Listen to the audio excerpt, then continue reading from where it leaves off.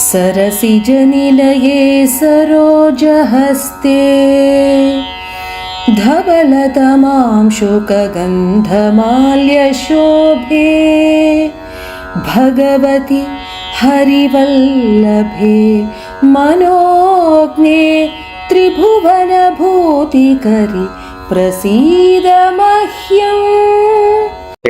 वृष्टिधारिणी अनुग्रहवर्षिणी मम जननीं संरक्षतु तां रोगात् निवारयतु। हे जगदम्ब, लोकाः समस्ताः सुखिनो भवन्तु, अस्मान् सर्वान् पातु। मम सर्वाणि दायित्वानि समाप्तानि, शीघ्रमेव भवतः कमलपादं प्राप्तुमिच्छामि। हे कृष्ण, अद्य विरामदिनं भवतु। अम्ब, अहं भवत्याः पुत्रः गोविन्दः। अधुना अहं वैद्यः अस्मि, न लघुबालकः। स्मरति किम्? निश्चयेन स्मरामि। जननी, औषधं स्वीकर्तुं न विस्मरतु। वयं गच्छामः, सायङ्काले पुनर्मिलामः। राम राम। भगवति हरिवल्लभे मनोज्ञे त्रिभुवनभूतिकरि प्रसीद मह्यम्।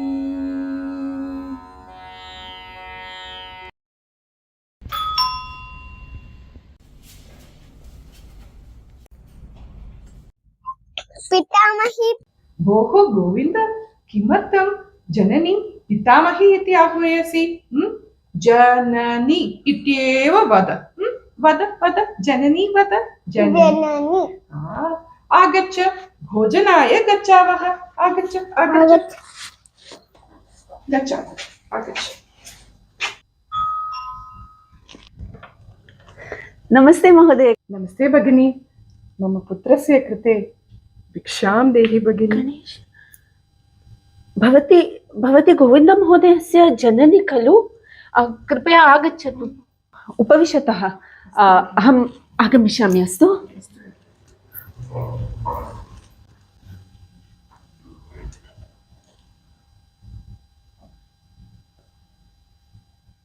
गोविन्दमहोदय, अहं विद्या। नमस्ते विद्या भगिनी। भवतः जननी मम गृहे अस्ति। भवतः पुत्रः अपि अत्रैव अस्ति। सा भिक्षां याचते। सर्वं कुशलं किम्? भवन्तं सूचयामि इत्याशयेन आहूतवती। क्षम्यतां भगिनी, मम जनन्याः स्मृतिभ्रंशरोगः जातः। सा अतीतं स्मरति, किन्तु यदा कदा वर्तमानं विस्मरति। यावदहं न आगमिष्यामि, कृपया तां तावत् स्वगृहे एव उपविशयतु इति प्रार्थये। क्लेशां क्षमां याचे। चिन्ता नास्ति महोदय। अस्तु, तथैव करिष्यामि। प्रालेयाचलवंशपावनकरी काशीपुराधीश्वरी भिक्षां देहि कृपावलम्बनकरी मातान्नपूर्णेश्वरी। गोविन्द, क्षम्यतां गीते, यद् मम जनन्या कृतं तत् सुतराम् अनुचितम्। सत्यमेव, गणेशस्य कृते असम्यक् एतादृशव्यवहारः। किन्तु सा यत् कृतवती तत् अबोधेनैव किल। ज्ञात्वा तु कदापि न करोति एवं। सा मम जननी अपि, अतः चिन्ता मास्तु। तां किमपि न वदामः। अस्माकं कर्तव्यं तस्याः संरक्षणम् एव। धन्यवादः गीते। जनन्याः परिचारिका अपि तस्याः यथावत् सेवां कर्तुम् आसक्ता अस्ति। प्रायः मया एव चिकित्सालयः त्यक्तव्यः। गृहे स्थित्वा तस्याः सेवा करणीया।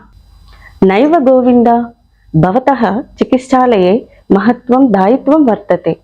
अहमेव तस्याः संरक्षणाय गृहे तिष्ठामि। चिन्ता न करणीया, सर्वम् अहं पश्यामि। किं वदति गोविन्द? श्रुतं मया।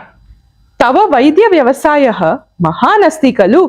बहु कष्टमनुभूय त्यागेन च भवान् उत्तमवैद्यः अभवत्। अधुना यदि भवान् एतत् कर्म त्यजति तर्हि अस्माकम् एतावान् प्रयत्नः व्यर्थः स्यात्। अपि च गीते भवत्याः कर्म अपि अत्यन्तं महत्त्वपूर्णं। मम निमित्तं कश्चिदपि त्यागः करणीयः नास्ति। परन्तु जननी अन्यविकल्पा न दृश्यन्ते। दृश्यन्ते एव।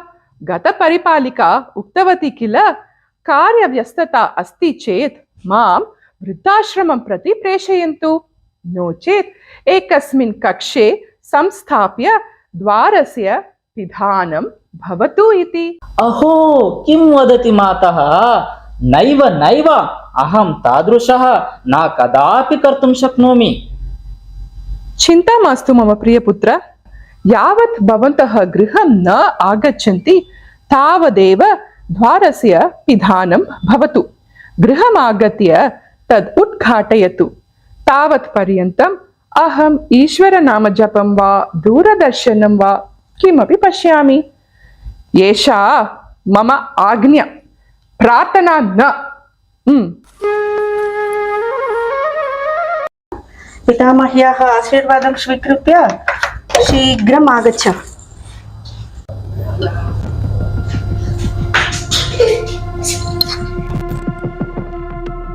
गोविन्द महोदय, भवतः जननी भवतः गृहे एव पतितवती। कृपया शीघ्रमेव आगच्छतु। किं करणीयं न जानीमः। अस्तु।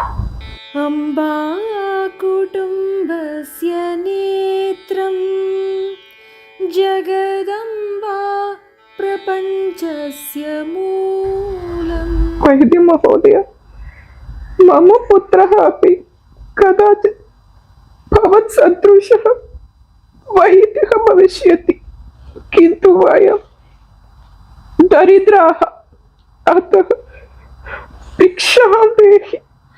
अम्ब त्वदस्तौ भिक्षाटनाय नितरां न आशीर्वादप्रदानाय एव। एते पवित्रहस्तौ करुणायाः प्रतीकं। शैशवे स्वभोजनं त्यक्त्वा अपि माम् अन्नेन पोषितवती। मम हृदयम् अद्यापि तव ऋणेन निबद्धम् अस्ति। अद्य मया उपर्जितं प्रत्येकं तण्डुलकणं भवत्याः एव दत्ता भिक्षा। तस्मात् त्वमेव सर्वसमृद्धा धनवती। अद्य यदि मम शिरः गौरवेण उन्नतं तत्तवैव त्यागेन, किन्तु अहं त्वां कक्षे निरुद्धवान्। इदं प्रमाणम् यत् बुद्धिस्वातन्त्र्यं ममैव नष्टं, न तु भवत्याः।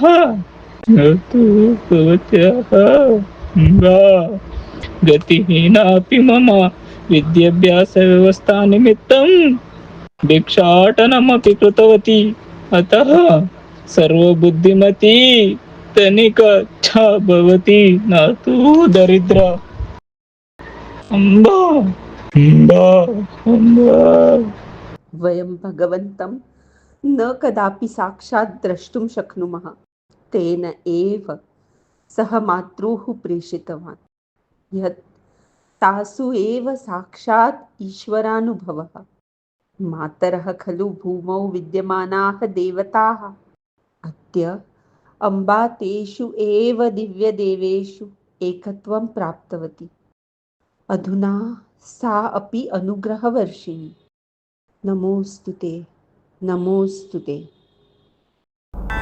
प्रियजननी जीवदायिनी प्रियवादिनी प्रियदर्शिनी दुःखनाशिनी संतोषिनी